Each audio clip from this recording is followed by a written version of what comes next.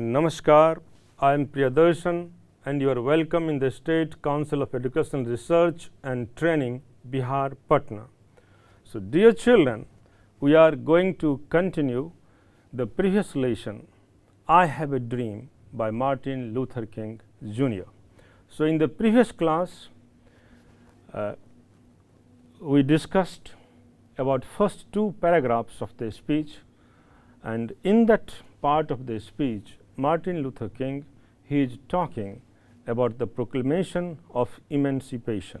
मुक्ति का जो घोषणा पत्र था उसकी वो बात करते हैं, and he talks in length वो पूरे डिटेल में बताते हैं कि 100 years ago this proclamation of emancipation was signed. It became a decree. वह एक कानून बन चुका था, उस पर 100 साल पहले ही हस्ताक्षर हुए थे. But despite of being the law, being the decree, even after 100 years, यहाँ तक कि 100 साल के बाद भी उस कानून पर कोई अमल नहीं हुआ. In American society, the Negro people or the black people or the people of Afro-American origin, they are living a pathetic life. वो एक बहुत ही दयनीय जिंदगी जी रहे हैं. They are in exile in their own motherland. अपनी ही मातृभूमि में, अपने ही देश में वह निर्वासन की जिंदगी व्यतीत कर रहे हैं. So they are living a miserable life. They have no freedom, no equality, no prosperity. They are living a segregated life. And at the same time, in the same country, the people of white race or the white people, they are living a lavish life. They have all the opportunities to flourish. They have all the luxuries. They have all the prosperities. They have all the freedom. तो उसी देश America में जो white लोग हैं, जो श्वेत लोग हैं, उनकी जो ज़िंदगी है वह उन ब्लैक लोगों से काफ़ी डिफरेंट है. उनके पास विकास करने के सारे अवसर मौजूद हैं, उनके पास आज़ादी है, उनके पास स्वतंत्रता है, उनके पास सब कुछ है. So this is how he has described the law of emancipation, and despite the law of the emancipation, he is telling the real condition of the black people in American society. Let us see further what this speech has for us. Yeah. So, but we refuse to believe that the bank of justice is bankrupt. प्यारे बच्चों, जैसा कि वो एक promissory note के बारे में Martin Luther बात करते हैं कि अमेरिका जो हमें प्रोमिसरी नोट दिया, जो उन्होंने हमसे वादा किया, उन्होंने वादा खिलाफ़ी की, उन वादों पर वो खरे नहीं उतरे. लेकिन वो आगे ये भी कहते हैं कि we refuse to believe that the bank of justice is bankrupt. और हमें इस बात पर बिल्कुल एतबार नहीं है, हमें बिल्कुल यकीन नहीं है, हम इस बात पर विश्वास कर नहीं सकते कि न्याय का जो बैंक है वह बैंकरप्ट हो चुका है, वह दिवालिया हो चुका है. ऐसा हो नहीं सकता. ये मार्टिन लूथर किंग के शब्द हैं. We refuse to believe. Again you can see children, he is repeating the same phrase. We refuse to believe. Again the next line he is saying we refuse to believe. So a number of repetitions he has used in this speech. He says we refuse to believe that there are insufficient funds in the great vaults of opportunity of the nation. उनको इस बात का बिल्कुल यकीन नहीं है इस देश में इतने अवसर मौजूद हैं और वहाँ insufficient funds हों. वहाँ खास करके जो ब्लैक लोग हैं उनके लिए फंड्स नहीं हो, उनके लिए अवसर मौजूद नहीं हो, उनके लिए कुछ खास नहीं हो, ऐसा हो नहीं सकता है. So we have come to cash this cheque. और आज की तारीख में जब वो स्पीच दे रहे हैं तो कह रहे हैं कुछ प्रोमिसरी नोट को, उस चेक को अपने साथ लाएं, और उनको आज वो आए हैं उसे कैश कराने के लिए. अ check that will give us upon demand the riches of freedom and the security of justice. और ये चेक वो है जो हमें मुक्ति, जो हमारे लिए मुक्ति का मार्ग प्रशस्त करेगा, जो हमें आज़ाद करेगा. A check that will give us upon demand the riches of freedom. आज़ादी की अमीरी देगा, and the security of justice, और हमें न्याय मुहैया कराएगा, हमें न्याय देगा। We have also come to this hallowed spot. अब सी दिस टर्म हैलोड।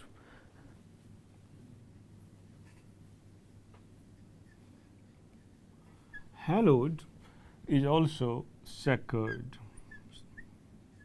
और sacred, जिसे आप हिंदी में पवित्र कहें। So we have come to cash this check, a check that will give us upon demand the riches of freedom and the security of justice. यह हमें मांगने पर आज़ादी मुहैया कराएगा, यह हमें मांगने पर न्याय दिलाएगा। We have also come to this hallowed spot to remind America of the fierce urgency of now. और हम इस पवित्र धरती पर, इस पवित्र जमी पर, इस पाक जमी पर आए हैं आज to remind America of the fierce urgency of now. America को इस बात की याद दिलाने के लिए कि अब बहुत हो चुका है, वक्त आ चुका है, हमारे साथ इंसाफ हो। कहने का ये मतलब कि जो भी ब्लैक पीपल हैं वहाँ, उनके साथ इंसाफ हो, उनको न्याय मिले। This is no time to engage in the luxury of cooling off or to take the tranquillising drug of gradualism. अब वो जमाना लद गया, अब वो वक्त बीत गया कि कोई काम को आहिस्ते आहिस्ते से किया जाए, सुस्ती के साथ किया जाए या उसे टाला जाए। To take the tranquillising drug, ट्रैंक्विलाइजिंग किसी को सुस्त करने के लिए या थोड़ी देर के लिए सुलाने के लिए, उसके लिए ये दवा का इस्तेमाल किया जाता है, तो उसे ट्रैंक्विलाइजर कहते हैं। तो आप लोगों को, बच्चों, आपने देखे होंगे कि जंगलों में खासकर जो डेंजरस एनिमल्स हैं, उसको जो पकड़ने की कोशिश होती है तो उसको ट्रैंक्विलाइजर दिया जाता है। तो किसी को सुस्त करने के लिए या थोड़ी देर के सुलाने के लिए ट्रैंक्विलाइजिंग ड्रग्स का इस्तेमाल होता है, ड्रग ऑफ ग्रेजुअलिज्म। तो अब आहिस्ते आहिस्ते या किसी चीज़ को टालने का अब वक्त लद चुका है, वह जमाना जा चुका है। यह एक अर्जेंट सिचुएशन है और यह अभी किया जाए, इसी वक्त किया जाए। Now is the time to rise from the dark and desolate valley of segregation to the sunlit path of racial justice.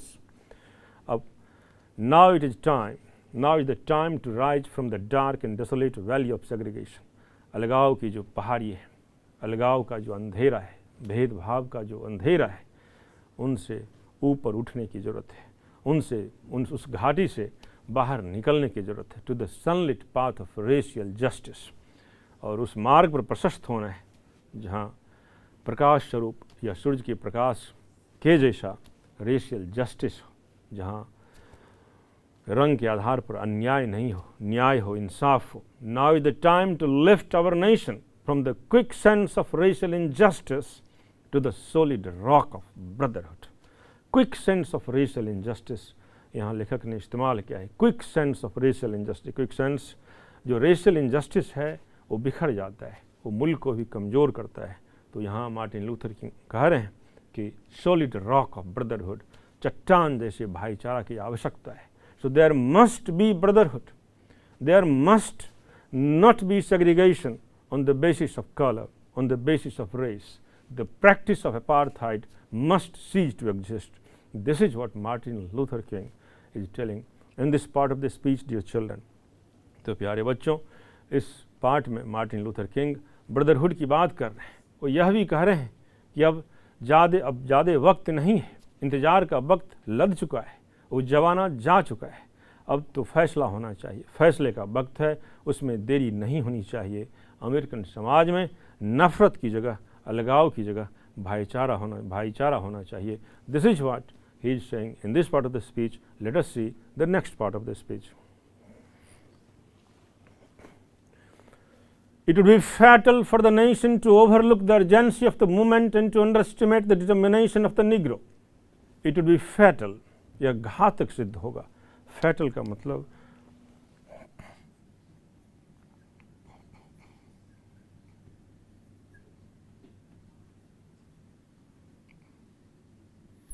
घातक, जो डेंजरस है, या सुसाइडल भी कह सकते हैं आप।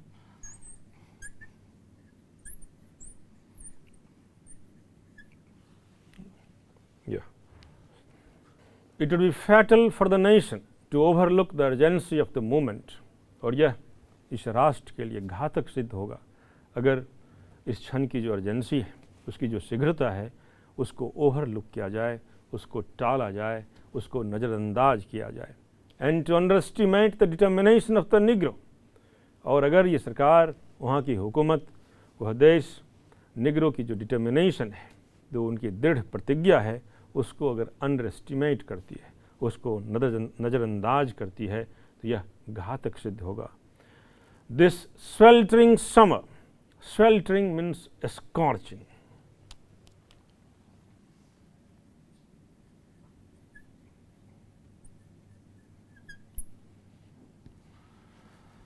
sweltering, scorching, आप यूं कहें इसे तो भीषण गर्मी,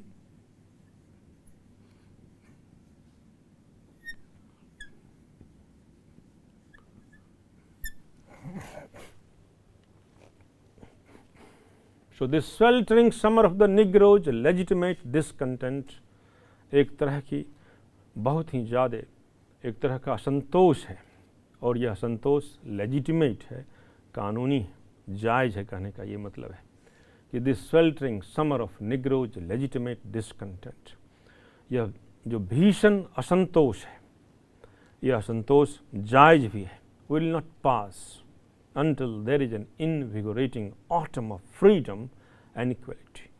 तो ये निग्रो जाति में जो यह भयानक असंतोष है, यह यूं नहीं खत्म होगा, यह ऐसे ही नहीं मिट जाएगा, यह तब तक रहेगा जब तक there is an invigorating autumn of freedom, एक ऑटम, एक वसंत हो, किसका? आज़ादी का वसंत हो, समानता का वसंत हो। तो ये जो भीषण गर्मी है, और यह गर्मी प्रतीक किसका है? तो निग्रो जाति के असंतोष का प्रतीक यह स्वेल्टरिंग और यह स्कॉर्चिंग समर जो मार्टिन लूथर कह रहे हैं। तो यह जो भीषण गर्मी है, यह इसकी तुलना वो लेजिटिमेट डिसकंटेंट से करते हैं, एक जायज़ असंतोष से करते हैं, और वो कहते हैं कि वह तब तक रहेगा जब तक आज़ादी का वसंत ना आ जाए, समानता का वसंत ना आ जाए। 1963 1963 इज नॉट एन एंड, यह खत्म नहीं है, बट ए बिगिनिंग, यह एक शुरुआत है। यह अपने आप में मतलब कहने का ये मतलब है कि 1963 एक अंजाम नहीं है, यह सिर्फ आगाज है, यह एक शुरुआत है। Those who hope that the Negro needed to blow off steam and will now be content will have a rude awakening if the nation returns to business as usual। और जो लोग इस गफलत में, इस उम्मीद में कि ये सारी बातें ख़त्म हो जाएगी, सारी बातें दब जाएगी, ऐसा नहीं हो सकता है। Negro is granted his citizenship rights, Negro को उनको नागरिकता का अधिकार मिलता है, मिलना चाहिए। The whirlwinds of revolt will continue to shake the foundations of our nation until the bright day of justice emerges।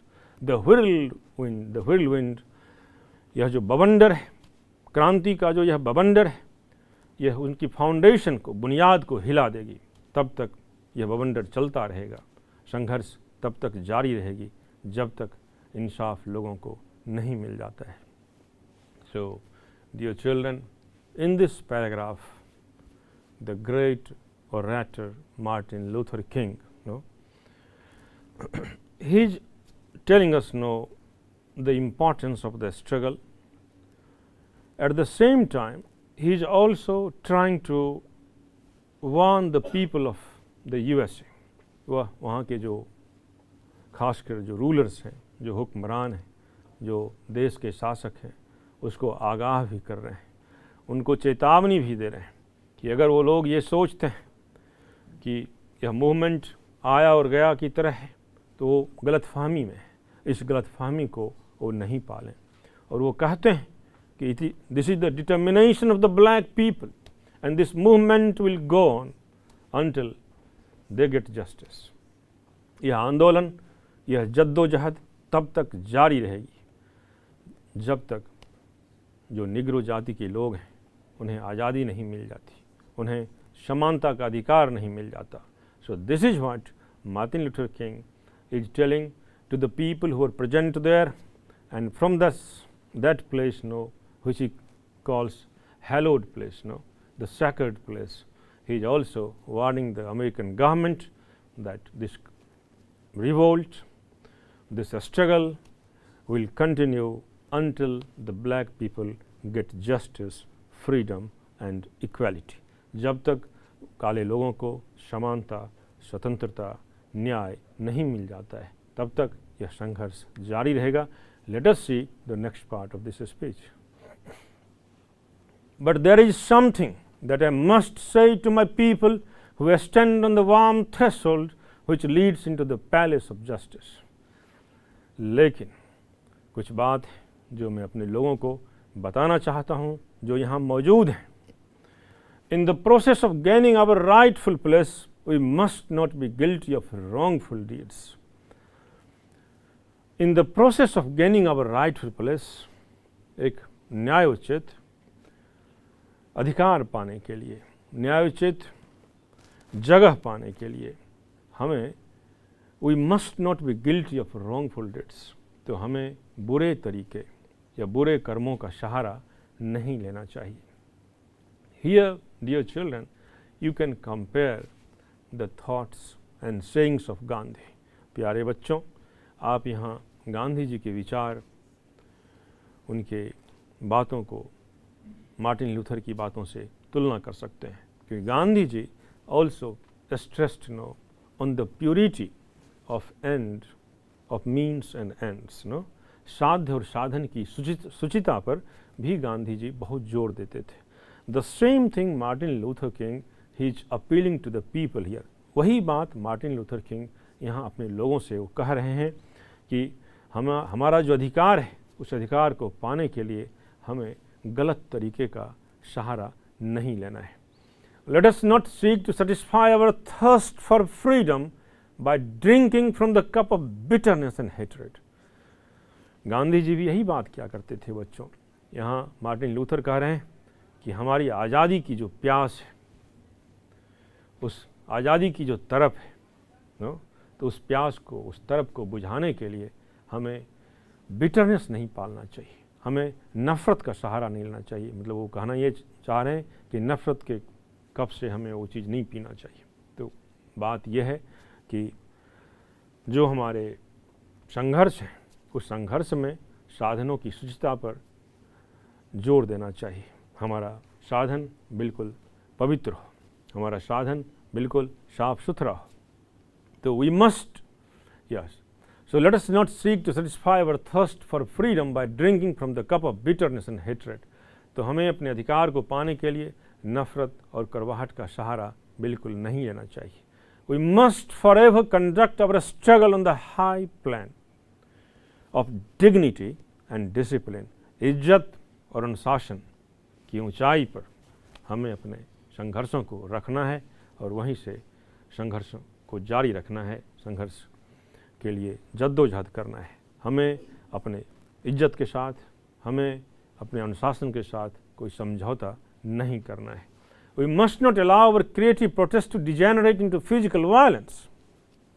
यहाँ मार्टिन लूथर किंग बिल्कुल जोर देकर कह रहे हैं कि we must not allow our creative protest, हमारा जो रचनात्मक विरोध है, इस रचनात्मक विरोध को, इस रचनात्मक विरोध के स्तर को हमें नीचे नहीं करना चाहिए फिजिकल वायलेंस के रूप में. तो शारीरिक हिंसा हमें नहीं अपनाना चाहिए. हमारा जो रचनात्मक विरोध है उसमें एक प्यूरिटी होनी चाहिए, उसमें इज्जत होनी चाहिए, उसमें अनुशासन होना चाहिए. Again and again we must rise to the majestic heights of meeting physical force with soul force.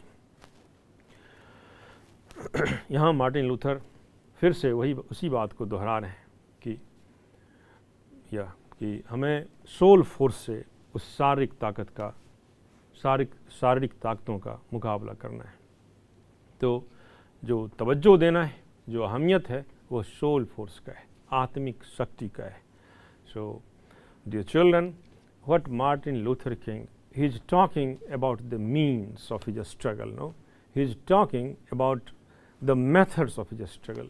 He is talking about the ways through which he wants to carry on his struggle. No, So it very often it happens that people in excited or excitedly, in fact, in a struggle, in a movement, they conduct some wrong deeds, they take swords, they take weapons, they take violent means.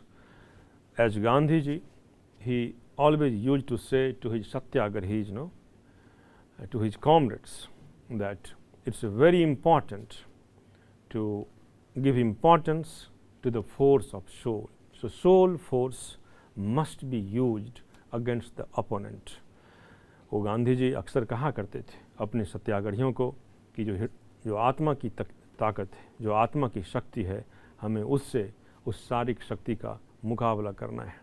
तो किसी भी सूरत में एक सत्याग्रही को, जिस तरह से गांधी जी कहते थे अपने अनुयायियों को या जो लोग उनके साथ आज़ादी के आंदोलन में काम करते थे, तो अक्सर अपील करते थे, हमेशा वो कहते थे कि सत्याग्रहियों को बिल्कुल अनुशासन से भरा होना चाहिए, बिल्कुल अनुशासित होना चाहिए, उन्हें कभी भी हिंसा का रास्ता नहीं अपनाना चाहिए।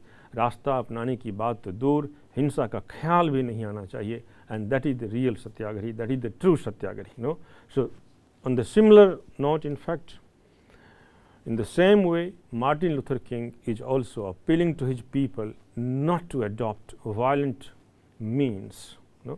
तो मार्टिन लूथर किंग भी अपने अनुयायियों से यह आग्रह कर रहे हैं, यह अनुरोध कर रहे हैं कि हिंसा का रास्ता हमें नहीं अपनाना है।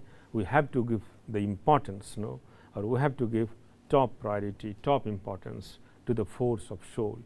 The force of soul or the soul force is far superior to the physical force. The soul force can defeat, in fact, the brute physical force.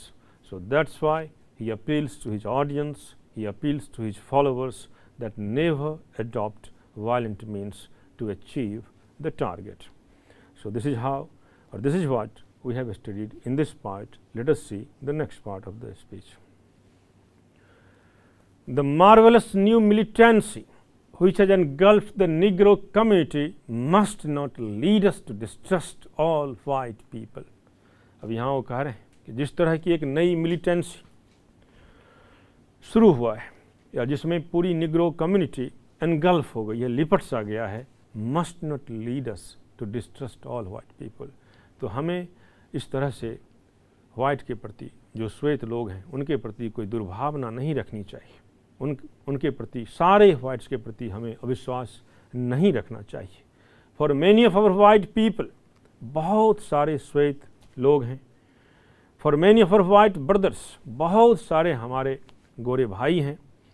As evidenced by their presence here today, जैसा कि आप सब यहाँ देख सकते हैं कि यहाँ जो भीड़ है, जो भी ऑडियंस है, उसमें बहुत सारे गोरे लोग भी आए हैं। Have come to realise that their destiny is tied up with our destiny. और यहाँ वो इस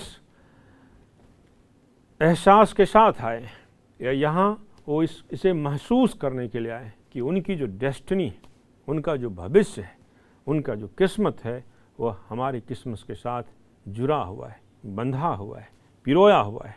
and their freedom is inextricably bound to our freedom. और उनकी आज़ादी हमारी आज़ादी से जुड़ी हुई है। वी कांट वॉक अलोन, हम अकेले नहीं चल सकते। So in this part, dear children, in fact Martin Luther King again, he is explaining the same thing of violence and non violence. वह यहाँ भी वही बात कर रहे हैं। वो कह रहे हैं कि एक प्रकार की जो हिंसा की ज्वाला भड़की है काले लोगों में, ब्लैक पीपल में, तो इस तरह से हमें सभी वाइट लोगों के प्रति दुर्भावना नहीं रखनी चाहिए। जितने भी श्वेत लोग हैं उनके प्रति, सारे श्वेत लोगों के प्रति हमें किसी प्रकार का अविश्वास नहीं रखना चाहिए।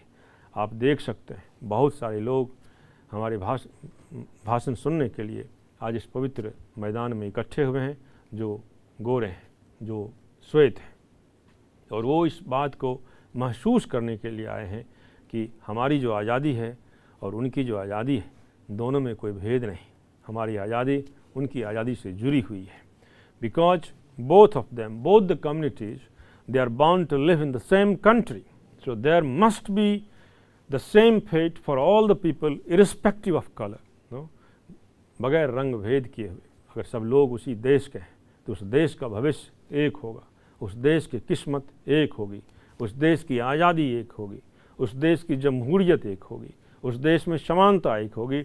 And this is the only way through which the country would flourish. So this is what Martin Luther King explains in this part of the speech. Let us see the next part of the speech. And as we walk, और जैसे हम चलते हैं, आगे बढ़ते हैं, we make the pledge that we shall always march ahead. और हम ये शपथ लेते हैं कि हम सब आगे ही बढ़ेंगे. We can't turn back. हम मुड़ेंगे नहीं, हम पीछे नहीं जाएंगे. There are those who are asking the devotees of civil rights.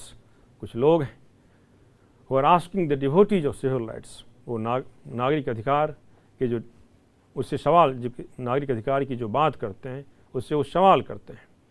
When will you be satisfied? तुम कब संतुष्ट होगे, तुम्हें संतोष की प्राप्ति कब होगी.